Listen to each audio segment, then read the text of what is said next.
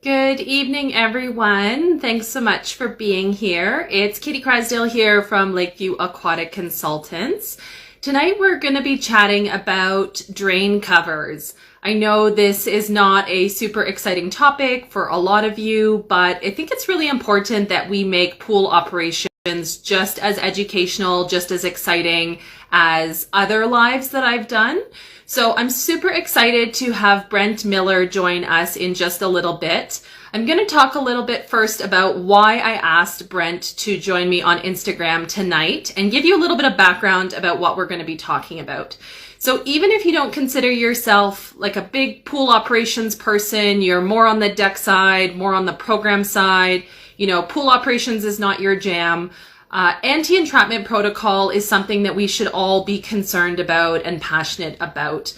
And so understanding that there is the very real risk that there is a drowning fatality or an injury resulting from an individual who is entrapped in an opening in the pool. So whether that is a drain, whether that is a return inlet, whether that is a niche where a light has been removed and it's not been capped over, whether that's any sort of location in the pool, it's really important that we have the correct cover over these openings. And that's something we talk about in the Certified Pool Operator course. Some of you might be familiar with the Virginia Graham-Baker Act in the United States.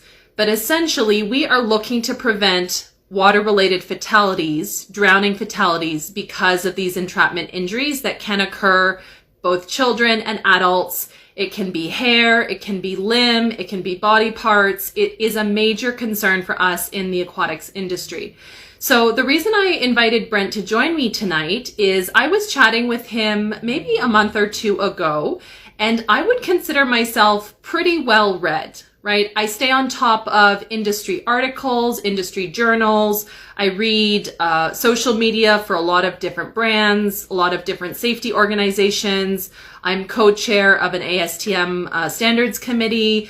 I would consider myself pretty up on what's going on in the industry.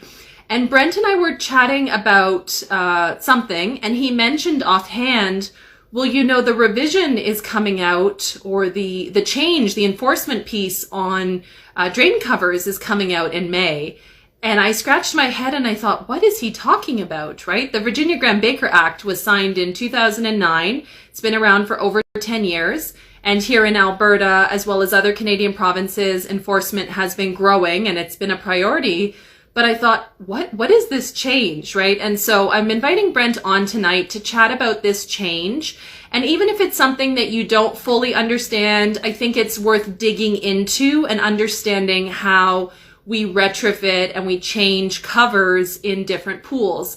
And even if it's not exactly your scope or exactly your understanding, I still thought it was really worthwhile to chat about something that is super, super important in our industry. So I'm going to add Brent Miller and we're going to just get to it and talk about what is this change and what does it mean for our industry.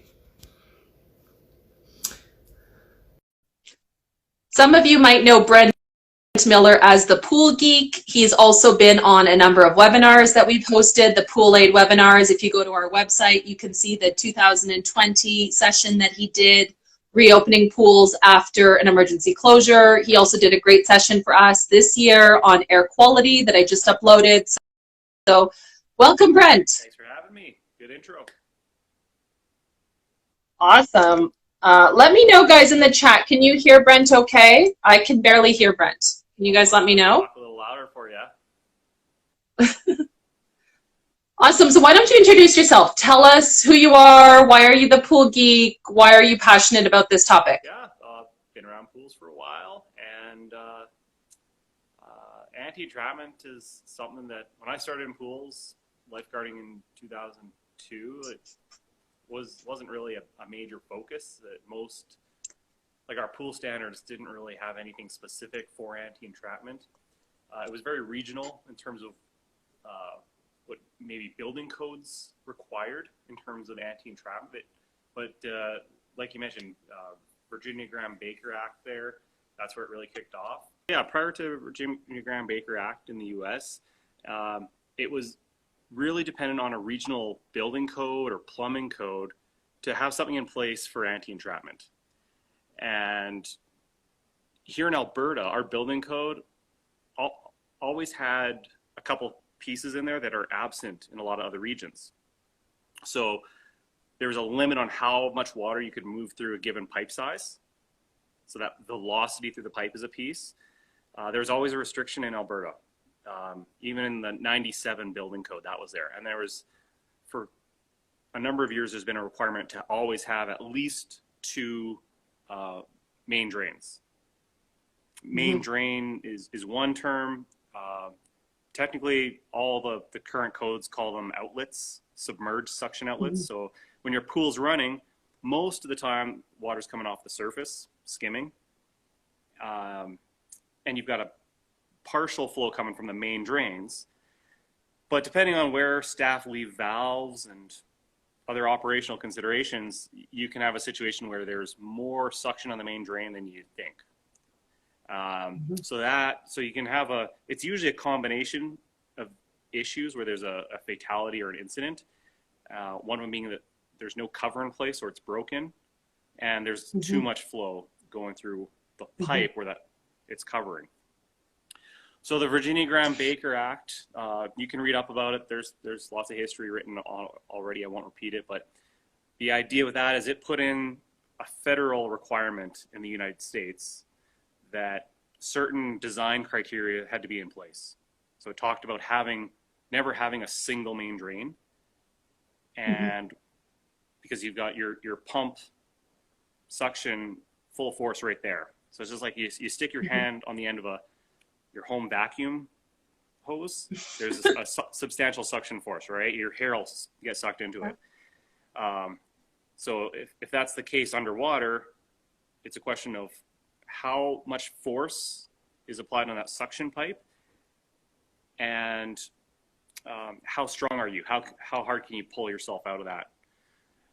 So the Act references good design. So if you had a single main drain, you need a secondary device. But new pools aren't being built with a single main drain anymore. It's too dangerous to have that single point of suction.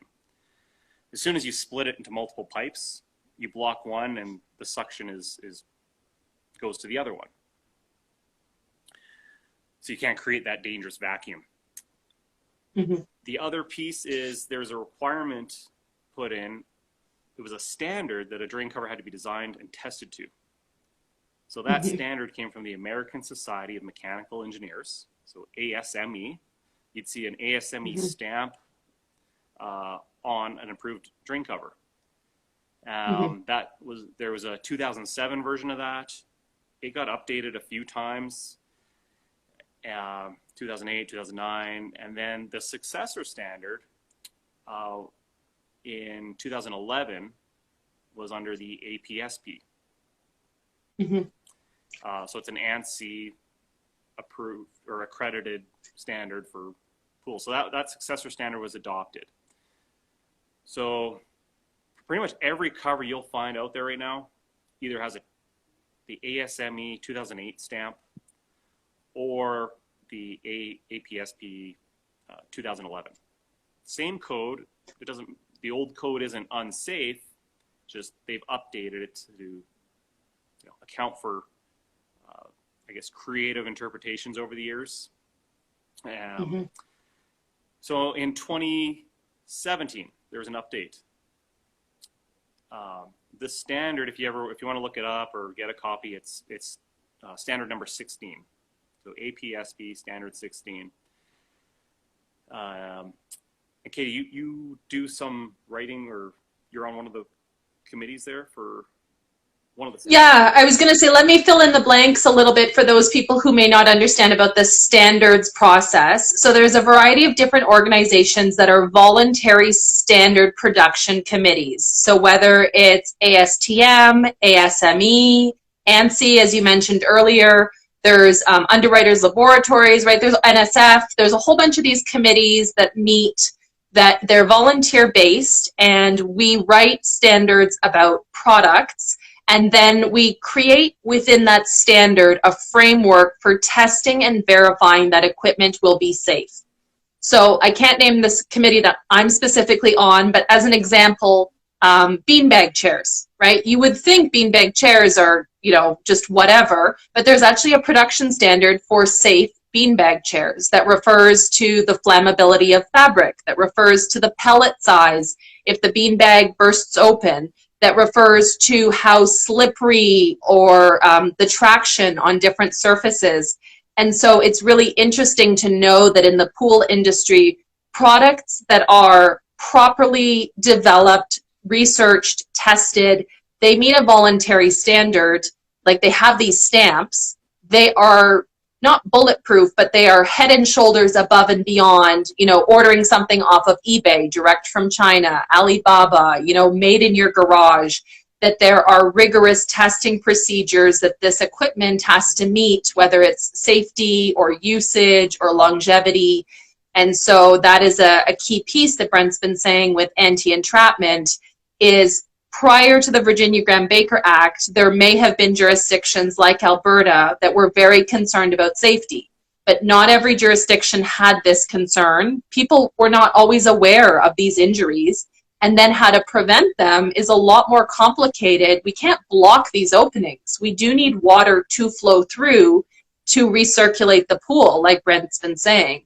So how do we consider the fact that there's many different pool designs and many different covers that might be needed to standardize something that's safe for people to swim near? Yeah, I like the beanbag standard reference. I didn't know that existed. The beanbag one, actually, because I'm actually a member of ASTM, I'm eligible to vote on some of these standards that are undergoing revisions. And typically I abstain because I don't want to interfere with a topic that I know nothing about, right? I don't have any skin in the game, and I don't want to pollute the standard revision. But it's incredible to me that a lot of ASTM has something like 10,000 members around the world working on these different products.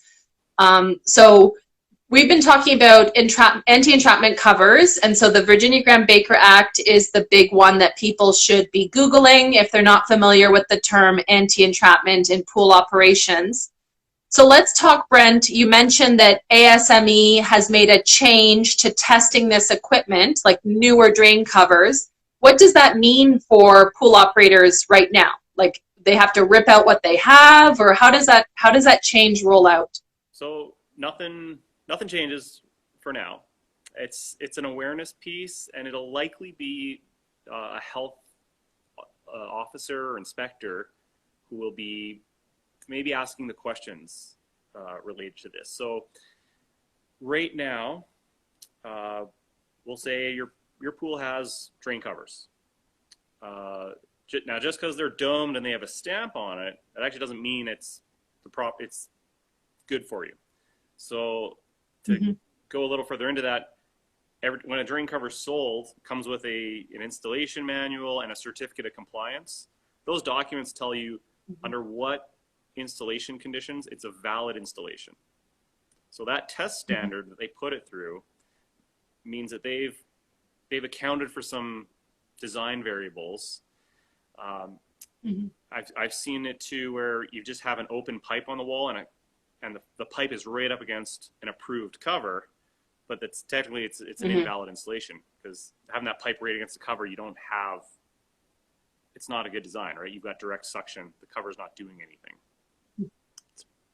So, well, and I think that's a key piece. Let me just add, a key piece is that people are thinking, yes, drain cover, if it's domed, it's enough. But like you've been saying, Brent, is it floor versus wall? How big is the pipe diameter? Is it 4 inches, 6 inches, 8 inches? That clearance you're saying over the opening, a lot of different factors that go into that installation. Yeah. So a lot of people who've looked at drain covers or maybe bought some or put some on, they'd probably be familiar with that 2011 standard or prior, because that had a very well-known drawing of a sump. So the sump is the space underneath the cover. So the cutout in the floor of the wall, and there's a drawing. It's sometimes called the ASME Figure 2. That was, when you're looking through the document, it was Figure 2, and it shows that your pipe might be coming from the side of the sump or in the bottom of the sump. And the requirement was whatever your pipe diameter was, you needed 1.5 times that diameter as clearance to the ledge that the cover sits on. That diagram doesn't exist anymore. So that was 2011, and that was just a reference diagram. It wasn't required unless the manufacturer just kind of went with that one. And a lot of the major manufacturers just went with that by the default because it was an easy way to have kind of a yes or no as to if your cover would be a valid installation for a field fabricated sump. So these sump boxes in bigger commercial pools, they're usually just cut into the concrete. On smaller pools, you might have a plastic or fiberglass sump box. So it could be done different ways. But at the end of the day, it's whatever the size of pipe, you need so much space of separation from the cover for it to be a proper installation. So there was a revision to that standard, and that was 2017. And we're starting to see some brands, the covers they're shipping out now, they have the 2017 stamp on them. At the end of the day, whoever's installing the cover has to make sure that the documentation stating the installation conditions is good for the cover being installed. The complicating factor is going to be when you're changing a like-for-like cover, depending on your situation, your pipe size, your direct replacement cover, if it's got the 2017 stamp on it, just be aware, it's actually got new documentation. It's been retested, reevaluated. So let me summarize what Brent's been saying for those of you who are just joining us. We are talking about the ASME revision to anti-entrapment VGB compliant covers. We're talking a 2017 stamp that has been rolled out on products that are going to market now in 2021. And so what Brent has been saying is that the vault at the bottom of the pool, like that plastic box where your drain covers at the top, and then there's a bunch of water that sits down in the box to the pipe, that there's changes in the application now of some of these drain covers. And so it may not be possible to install the same brand, the same size, the same line of drain cover in your pool. You cannot replace like for like because there is a new testing standard. And I'm assuming, Brent, it also speaks to, you mentioned the clearance between the cover and the pipe, but does it also speak to any flow changes, or are there any other conditions that have changed beyond the clearance? So it's going to be very dependent on what conditions a manufacturer decides to test their product to. So to give you an example, I saw some updated numbers for one of the common popular options for square drain covers. To give you an example, they had an 18-inch cover, and when it was tested to the 2011 standard, they just said, well, if it's going on a sump with that 1.5 diameter spacing, whether the pipe's in the side or the bottom, it got stamped with 812 gallons per minute. That's huge. Okay. Right. So that's 18-inch square. And now that's a lot of water. Yeah, that's pretty high flow. Yeah. And that flow rate, that's determined by the standard testing document. So that APSP Standard number 16 for manufacturing drain covers. It's a long document, but their testing is very thorough. Like they take samples of hair, lower it through the cover into the flow path of the pipe, and they measure how much force does it take to free this strand of hair. There's other tests, including, how, the hole can't allow a certain size of finger to get in. Yeah. So all this test criteria has to be met, but that hair test, for example, they're measuring that at different flow increments, and when the suction force gets or the force to pull the hair out gets too high, there's a threshold that then it's okay, you can't have that more than that amount of flow going through it. So it's really up to the manufacturer. and they're the ones stamping it and taking the liability. So when they put all the products to the 2017 standard, it's gotten a little pickier about the sump design variables. So now they talk about, basically you have to be more specific. So the same 18-inch drain cover that was 812 gallons a minute, roughly, if it's over in, I believe it's an 8-inch pipe, and I don't know what their separation requirement is, but it's actually rated for a little more. Sure, flow. Just off the cuff. Yeah. Yeah. It's rated for a little more flow, like 825. You got a bigger pipe. Okay. And the, I guess the force created by that opening, or the velocity, is lower for that flow rate. But then they also have different flow ratings for other pipe sizes. As the pipe gets smaller, that same amount of flow creates a higher velocity. The cover hasn't changed, but the pipe underneath the cover has changed. And there's a bit of like an area of effect where there's that flow path, and that's where the entrapment potential is. So that same 18-inch cover, 825 gallons a minute if you had an 8-inch pipe, if you're down to a 3-inch pipe, I believe it drops to about 300 gallons a minute. Yeah. So let's provide some context for anybody. Sorry. I interrupted you. I just wanted to kind of frame what we were talking about for those people who might be confused why this dramatic number matters. And for those of you who might not be aware, right, the concern is too much draw through the bottom of the pool, right? So pools should normally be circulating from the surface. We don't want to have a situation where a pipe is open and there's a lot of, suction down to the bottom that could cause somebody to get hurt or could die. And what Brent's been saying is that there have been actual changes to the drain covers, and that's going to really, how do you see this impacting operators? Do you think they're going to be prepared or surprised when you have these discussions with them? Yeah, I think there'll be some confusion as to, well, the cover looks the same, and it's like really, like the covers haven't changed. They've just been put through some different testing requirements. And, the other piece to this, though, is that as far as I know, there's been no entrapment incidences related to these technicalities where, oh, this cover was installed over a 6-inch pipe at this distance. If it was an 8-inch pipe, this person wouldn't have had an accident. Like, I'm not aware of any minor technicality where there's been incidents. It's hard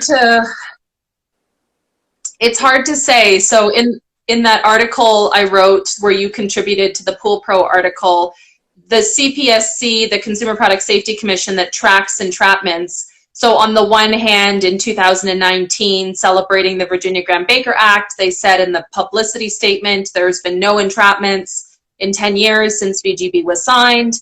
And then in the link that is the document, that's linked in the article that I wrote, there's clearly 14 entrapments in the last 4 years. They're not all fatal. They're not all commercial. Some of them are residential. Some of them are partial recoveries.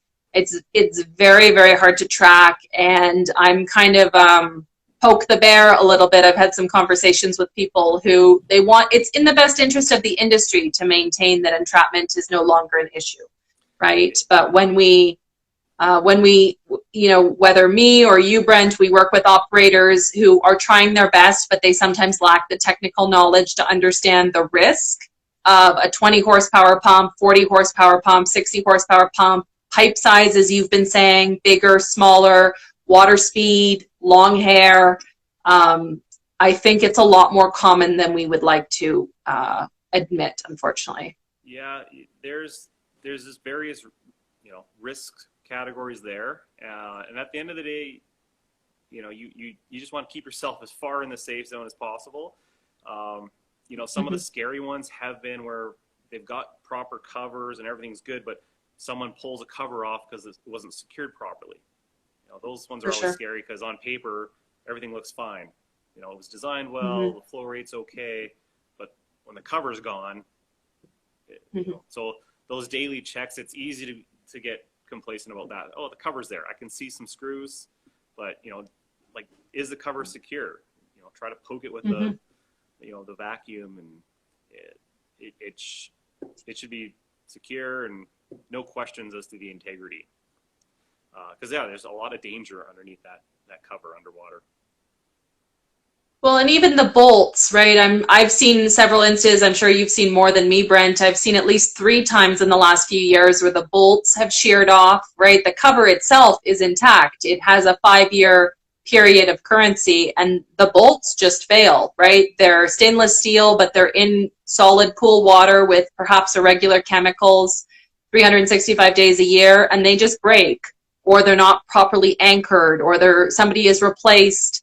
In Abby's Hope, you can find the Abigail Taylor story on YouTube where the pool operators substituted a shorter screw, which they drilled through a different portion of the frame, right? There's these adulterations that people don't contemplate, the consequences. Unfortunately, they think about their convenience of the boss wants the pool open, they want the equipment ready to go. And I think that's one of the main pieces I wanted Brent to come on and talk about is, we're talking about a change to equipment that is important, potentially life-saving, death-preventing, and there's going to be pools where their drain cover, the new drain cover, same size, same location, is now not going to work for what they had, right? You cannot replace like for like. Yeah, and so in terms of enforcement in the industry, so the 2011 standard isn't unsafe or bad. It's just they put in a deadline that say, okay, well, at this point, if you're making a drain cover for sale in the U.S., you have to start doing it to the new standard. You can't stick to the old one forever. So, I don't know what to expect from some of the major manufacturers. They might have enough of the 2011 version, maybe to last a year or two. Yeah. But when you start, and I don't know what the marketing approach is going to be.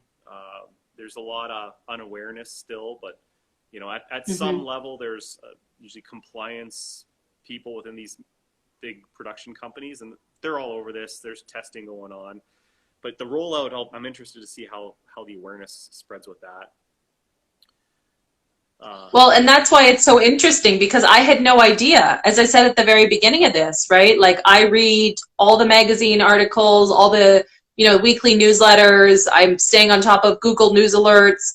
I had no idea what the ASME change was to, the drain covers. And I think that's unfortunately the Association of Pool and Spa Professionals, some of you might know, has merged with the National Swimming Pool Foundation to become the Pool and Hot Tub Alliance. So the APSP Standard still exists, but there's no legacy piece to do that education connected with ASME, and they're 2 separate organizations, right? So I don't know that anybody's leading the way. Certainly the manufacturers, they're going to make people aware of the product line changes, but they're not going to say, oh, but hey, you have to replace everything we've sold you, when that's not the case yet.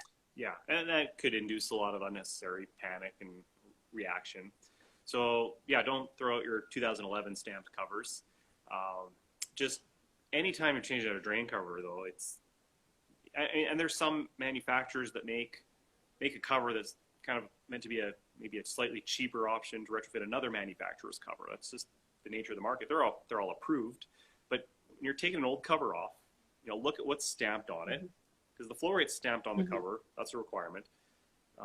It's also with the documentation, which most health inspectors these days they're going to a pool, they're looking at the drain covers, and they're asking for the documentation as well. So, have that ready. Usually has the date it was installed. That's also a prompt that eventually the cover gets brittle, it degrades. That can be another safety factor, is having a cover that's beyond its rated lifespan. But yeah, all these pieces are, play a part in overall compliance and having a safe outlet.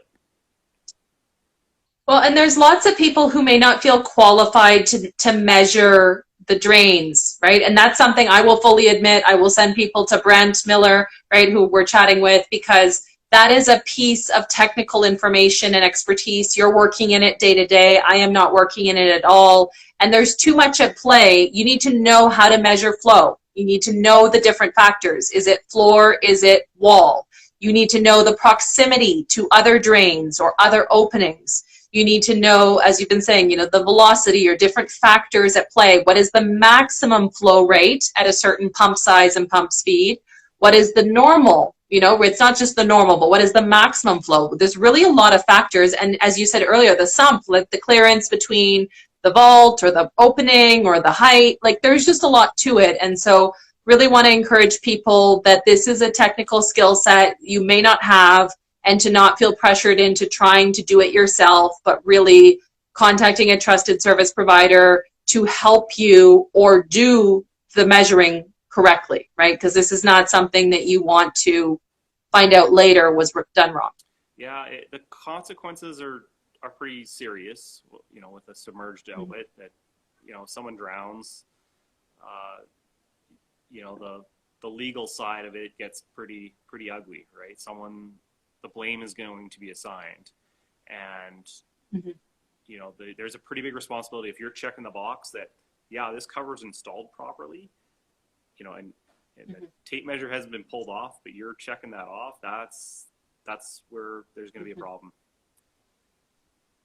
Yeah, you have to be really confident in your own skills, in your own work, and be able to sleep at night knowing that, you know what, if we teach kids not to play near drains, but what if someone does with long hair under these circumstances, right? Just being really aware of the potential risks, right? The margin is very small, and I don't like to be a Debbie Downer, but as I said earlier, entrapments do still happen in North America, even if they're not cohesively reported.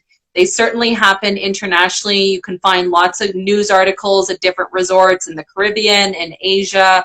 There's not either the same enforcement piece or the same education piece or even understanding. I mean, I spoke with an individual for the Pool Pro news article on entrapment, and she is a legal expert in a lot of drowning cases that she can't comment publicly on who they are and what happened. But she just said, yeah, we see a lot of cases where people didn't size things correctly in a lot of instances when it comes to either pool operations or pool construction.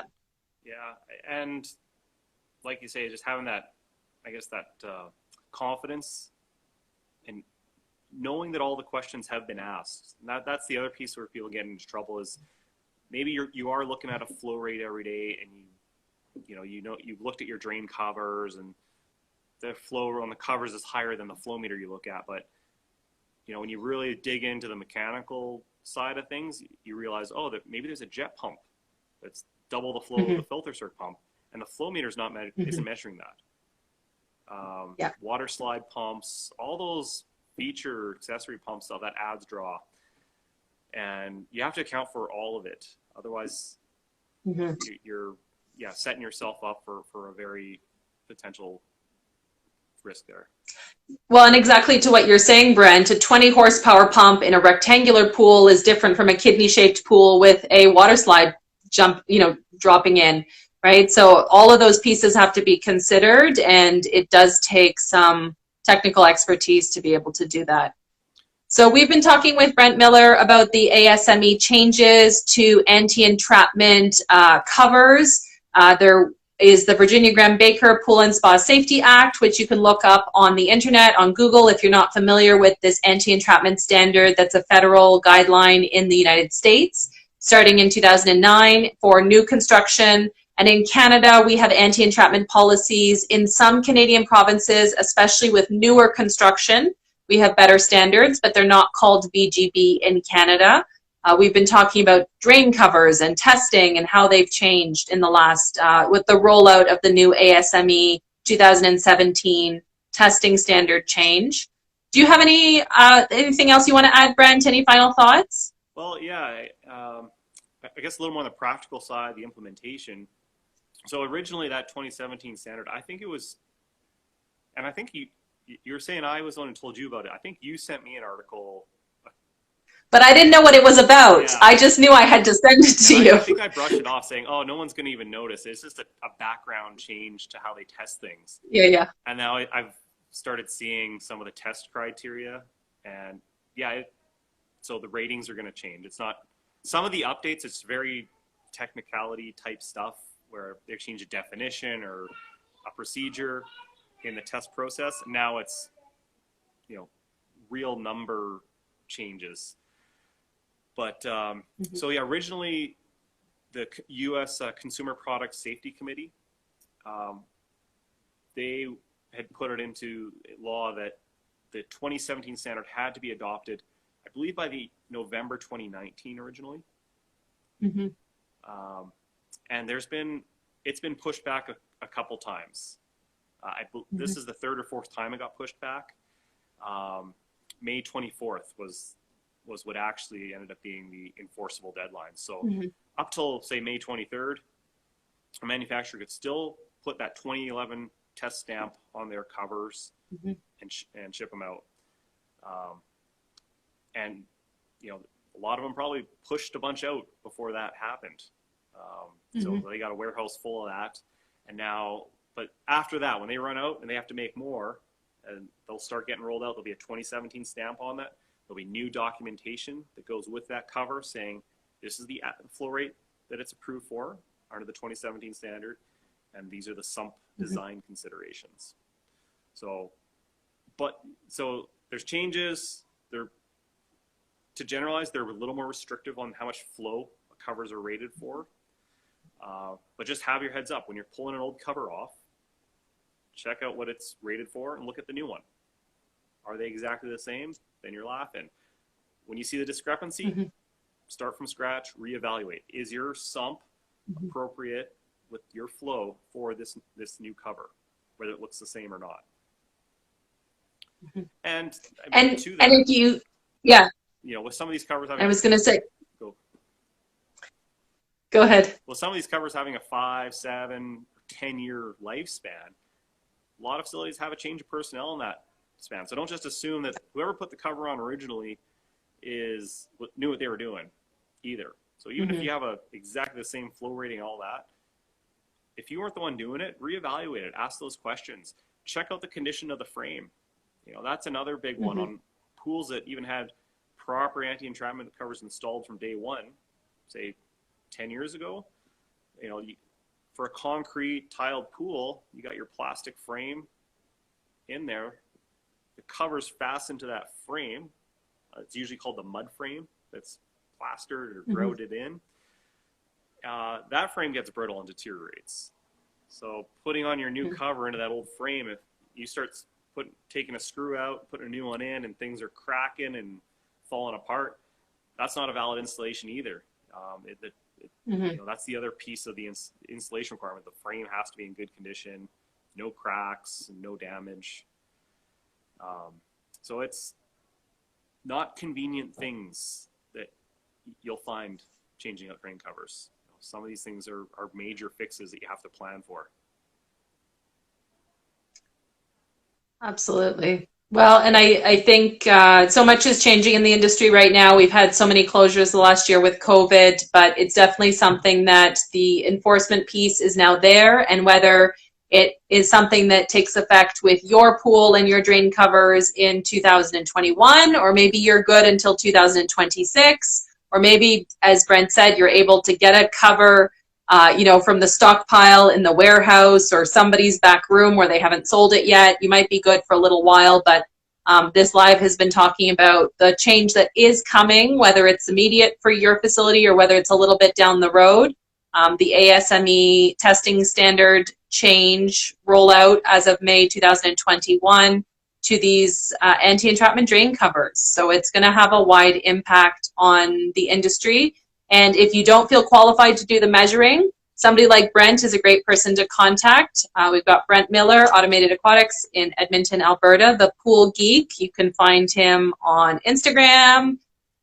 Thank you so much, Brent, for being here tonight. Yeah, thanks for having me. Thanks, guys. We'll see you again.